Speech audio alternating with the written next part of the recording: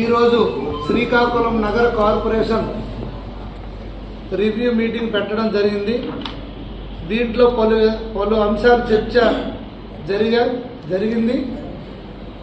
Incharge municipal corporation గారు MO గారు శ్రీ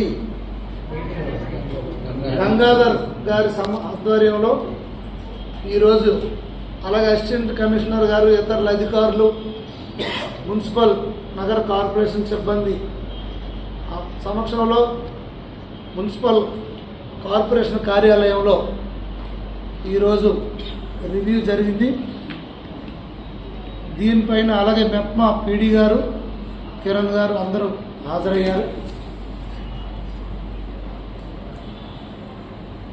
టిడ్కో ఇల్లు పైన, అలాగే పట్టణంలో పారిశుద్ధ్యం పైన, సీజనల్ వ్యాధులు వస్తున్నాయి కనుక దానిపైన మున్సిపల్ హెల్త్ ఆఫీసర్ గారు కూడా అటెండ్ అవ్వడం జరిగింది. రేపటి నుండి 1 వీక్ పెద్ద ఎత్తున క్లీన్ అండ్ గ్రీన్ కార్యక్రమం చేపట్టి నగరం మొత్తం పారిశుద్ధ్య కార్యక్రమాలు మొదలుపెట్టి, అలాగే ప్రధాన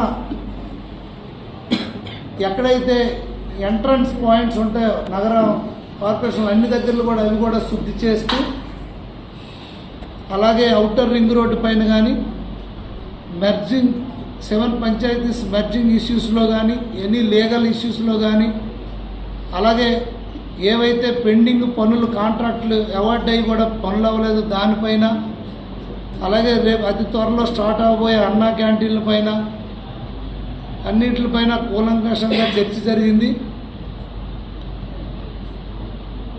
చాలా వరకు కొన్ని ఇష్యూస్ మీద ఇంకా స్పష్టత రాలేదు.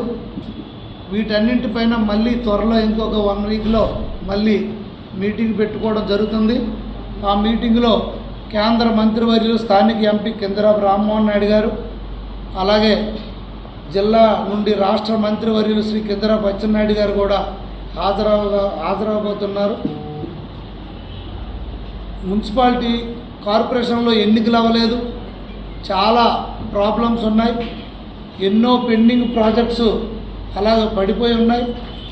ఓ పక్క ట్రాఫిక్ సమస్య, ఓ పక్క త్రాగునీటి సమస్య, ఓ పక్క మురుగునీటి సమస్య, ఇంకో పక్క స్టేడియం అలాగే ఉండిపోయింది. అలాగే పాలకొండ రోడ్డు కూడా వైడనింగ్ అవ్వకుండా అది కూడా అక్కడ ఉండిపోయిన పరిస్థితి, రైల్వే స్టేషన్కి వెళ్ళే రోడ్డు. వీటన్నిటిపైన కూలంకషంగా చర్చ జరిగింది. దీనికి ప్రణాళికలు సిద్ధం.